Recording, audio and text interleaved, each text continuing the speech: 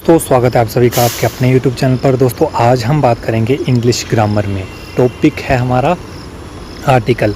दोस्तों आर्टिकल के बारे में हम इस वीडियो में बात करेंगे। आर्टिकल में वही रूल होंगे, 5 से 7 रूल होंगे, वही रूल होंगे जो आपके एग्जामिनेशन पॉइंट ऑफ व्यू से काफ़ी इम्पोर्टेंट है और आपके क्वेश्चन जो है मोस्टली आर्टिकल टॉपिक से उन्हीं रूल से पूछे जाते हैं। वही रूल आपको करवाए जाएंगे। पूरे रूल की बात करें तो इसमें 20 से 30 रूल हैं आर्टिकल में। आपको वो पूरे लर्न नहीं करने हैं। जो आपको करवाऊंगा 5 से 7 रूल वही आपको करने हैं अच्छी तरह। दोस्तों इससे पहले यदि आप इस चैनल पर पहली बार विज़िट कर रहे हो तो मैं आपको बता दूं कि इस चैनल पर आपको एचपी पुलिस के रिगार्डिंग हर इन्फॉर्मेशन दी जाती है। इसलिए आपको चैनल पर बने रहना है, चैनल को सब्सक्राइब करना है, बेल आइकन ज़रूर ऑन करना है। चलिए शुरू करते हैं। दोस्तों आज की वीडियो का टॉपिक है आर्टिकल। दोस्तों सबसे पहले आपको पता ही होगा कि आर्टिकल क्या होते हैं। दोस्तों इंग्लिश में आर्टिकल जो हैं वो 2 प्रकार के होते हैं। कौन कौन से 2 प्रकार के होते हैं? सबसे पहले आर्टिकल होते हैं इनडेफिनेट आर्टिकल, दूसरे हैं डेफिनेट आर्टिकल। 2 प्रकार के आर्टिकल होते हैं और यदि कुल आर्टिकल की बात करें तो दोनों को मिलाकर आपके हुए 3 आर्टिकल, ए, एन और द। ठीक है, इन आर्टिकल के लिए आपको सिर्फ और सिर्फ बेसिक टर्म्स यही याद रखना है, ए, एन और द। देन एग्जांपल से समझो। यदि आप बोलोगे कि यह कुर्सी है तो this is a chair. Sita ने गाना गाया, सीता सैंग ए सॉन्ग। ठीक, देन सी है, यह छतरी है, दिस इज़ एन अम्ब्रेला। दोस्तों अब देख ही सकते हो आप, यहाँ पर इसके अगर चेयर के आगे आया ए और सॉन्ग के आगे आया ए और इसके आगे एन क्यों आया? एक होता है ए और एन। ठीक है, ए और एन का कंसेप्ट क्या है?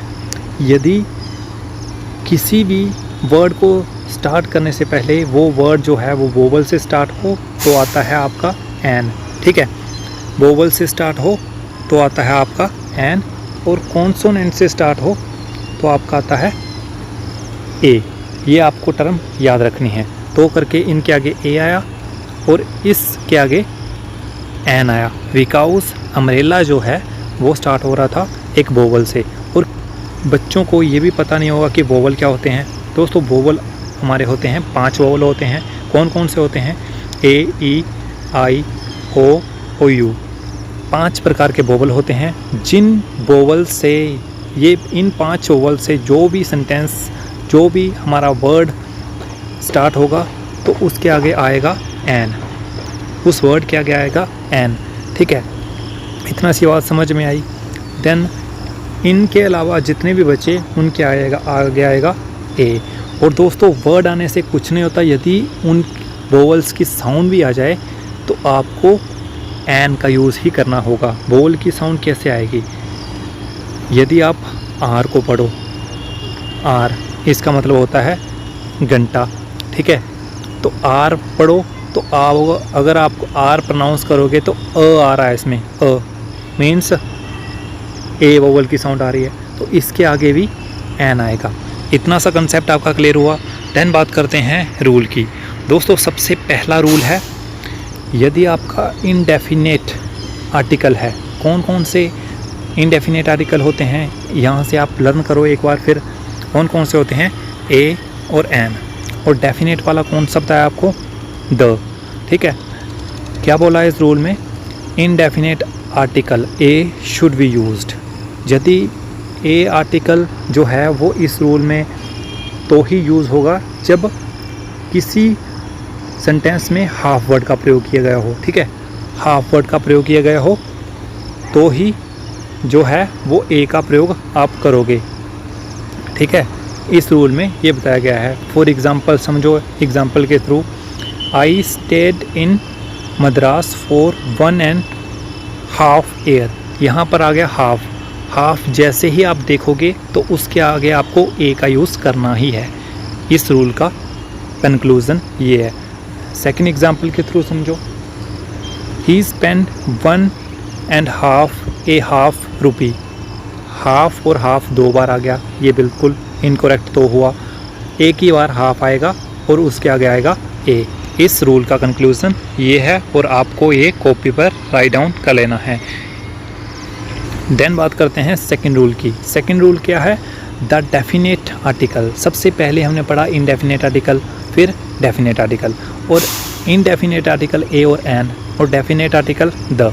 क्या बोला है इस रूल में दोस्तों? यदि आपका कंपैरेटिव एडजेक्टिव होगा तो उसके आगे जो है वो द का प्रयोग होगा। एक कंडीशन है, यदि फ्रेज़ जो है ऑफ द टू यूज़ हुई हो तो ही द का प्रयोग किया जाता है।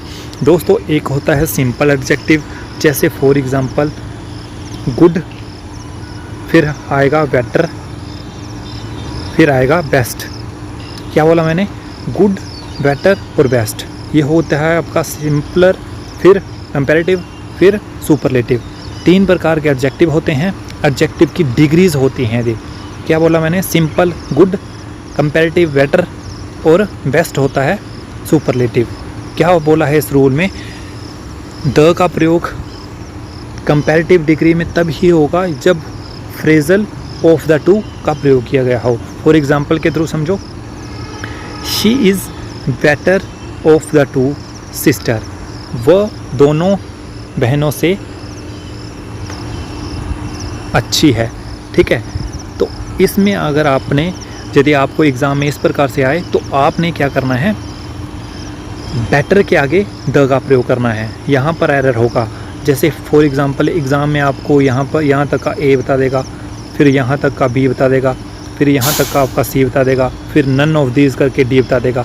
आपने बताना है कौन से पार्ट में एरर है। स्पॉटिंग ऑफ एरर, इस प्रकार से आपको एचपी पुलिस में क्वेश्चन आएगा। ठीक है, देन आपको बताना है जब भी ऑफ द टू हो ना, 2 चीज़ों में कंपैरिजन हो तो आपका बेटर का प्रयोग ही होता है, और बेटर के आगे द का प्रयोग करना है यदि ऑफ द टू आए। ठीक है,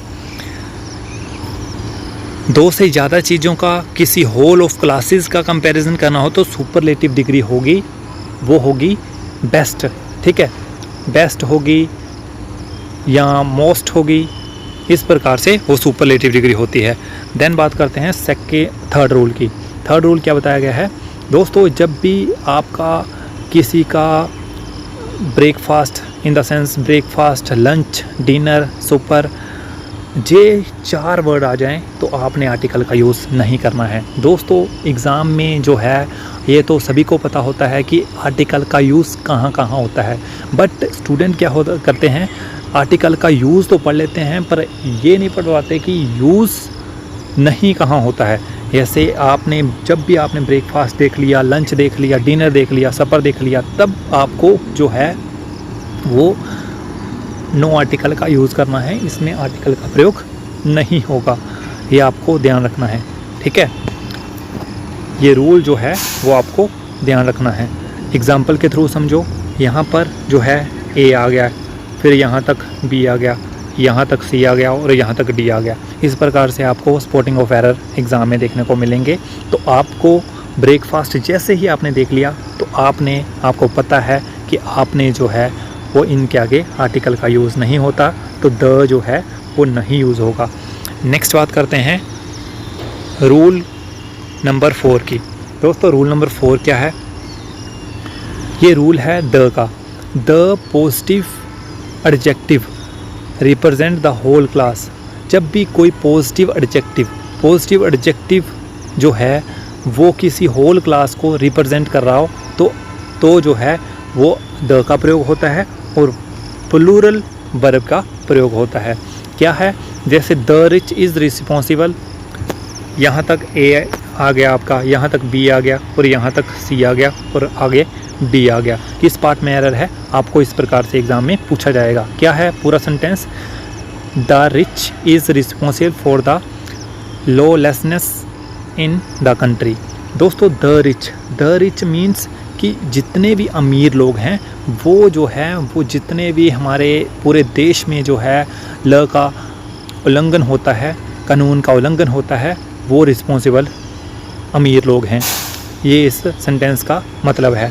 ठीक है, जैसे ही ये द रिच जो है वो पूरी होल क्लासेस को रिप्रेजेंट कर रहा है। मीन्स एक बंदा ये अमीर नहीं है, पूरी क्लास जो है वो पूरी अमीर है। अमीर बंदे जितने भी हमारे देश में हैं वो कानून के उल्लंघन के लिए जिम्मेवार हैं। ठीक है, जब भी द रिच हो, द रिच आ जाए तो वो पूरा जो उसकी पूरी क्लास होती है वो पूरे को रिप्रेजेंट करता है। जैसे द पुअर आ जाए, मीन्स जितने भी हमारे देश में गरीब हैं वो पूरे इस क्लास में आ गए। दैन द यंग की बात करें तो पूरे क्लास जितने भी हमारे पास जितने भी युवा हैं तो उनकी बात कर रहा है। फिर द ओल्ड आगे, जितने भी हमारे देश में वृद्ध हैं पूरी क्लास की बात कर रहा है, ना कि एक की बात कर रहा है। जब भी पूरी क्लास की बात करेगा तो इसमें जो है वो आपको प्लूरल वर्ब का यूज़ करना है और आर्टिकल द का प्रयोग करना है, ना कि ए रिच आएगा, एन रिच आएगा। ठीक है, द रिच का प्रयोग करना है। नेक्स्ट बात करते हैं आपका रूल नंबर 5। रूल नंबर 5 में क्या बताया गया है, इसमें आपका है after the transitive verb like elect, make, appoint, इसमें भी जब भी आपकी 3 ये आपकी वर्ब आ जाए, क्या बोला है, डी ट्रांसेटिव वर्ब।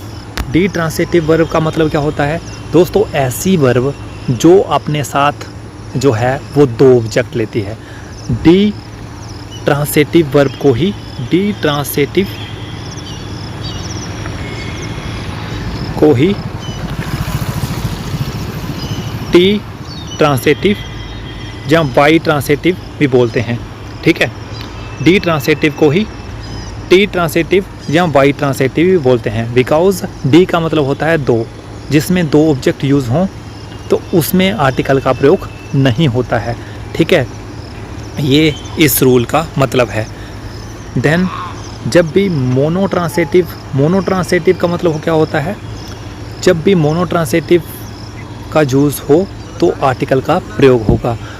क्या है इस रूल में कंक्लूज़न, पहले आपको बताया कि डी ट्रांसेटिव वर्ब होगी जिसमें 2 ऑब्जेक्ट होते हैं और मोनो ट्रांसेटिव जिसमें 1 ऑब्जेक्ट होता है। डी ट्रांसेटिव में जो है वो आर्टिकल का प्रयोग नहीं होगा, जिसमें 2 ऑब्जेक्ट यूज़ होते हैं उसमें नहीं होगा, और जिसमें 1 ऑब्जेक्ट यूज़ होता है उसमें आर्टिकल का प्रयोग होगा।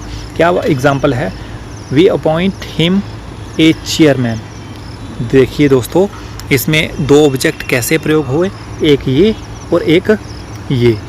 ठीक है, एक डायरेक्ट ऑब्जेक्ट और एक इनडायरेक्ट ऑब्जेक्ट। जिसमें 2 ऑब्जेक्ट का प्रयोग हुआ हो, जिसमें 2 ऑब्जेक्ट का प्रयोग हुआ हो उसमें कभी भी आर्टिकल नहीं आता।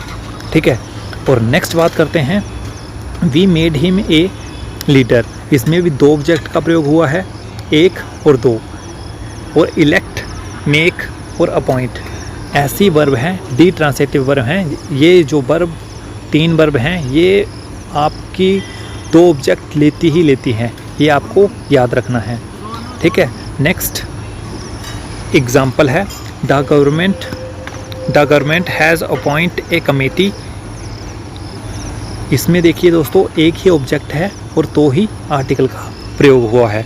नेक्स्ट बात करते हैं आपका रूल नंबर 6। रूल नंबर 6 क्या है, आफ्टर, यदि आपका टाइप ऑफ आ जाए, काइंड ऑफ आ जाए, या शॉर्ट ऑफ आ जाए, या पोस्ट ऑफ हो जाए, या आपका आ जाए टाइटल ऑफ, फिर रैंक ऑफ, फिर यदि आपके किसी भी टाइप ऑफ आ जाए, काइंड ऑफ आ जाए, शॉर्ट ऑफ आ जाए, फिर पोस्ट ऑफ आ जाए और टाइटल ऑफ आ जाए, रैंक ऑफ आ जाए, ये 1 2 3 4 5 6, ये 6 के 6 किसी भी सेंटेंस में आ जाए तो उसमें जो है वो आर्टिकल का यूज़ नहीं होता है। एग्जाम्पल के थ्रू समझिए,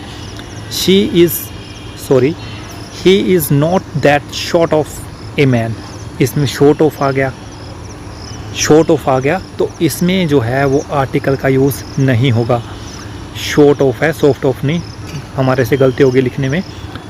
शॉर्ट ऑफ, फिर kind of, type of, post of, title of, rank of, जब भी किसी सेंटेंस में आ जाए यूज़ तो इसमें आर्टिकल का प्रयोग नहीं होता है। ठीक है, देन नेक्स्ट एग्जांपल के थ्रू समझिए, he was promoted to the rank of general manager. Rank of आ गया तो इसमें आर्टिकल का प्रयोग नहीं होगा, ए यहाँ पर नहीं आएगा।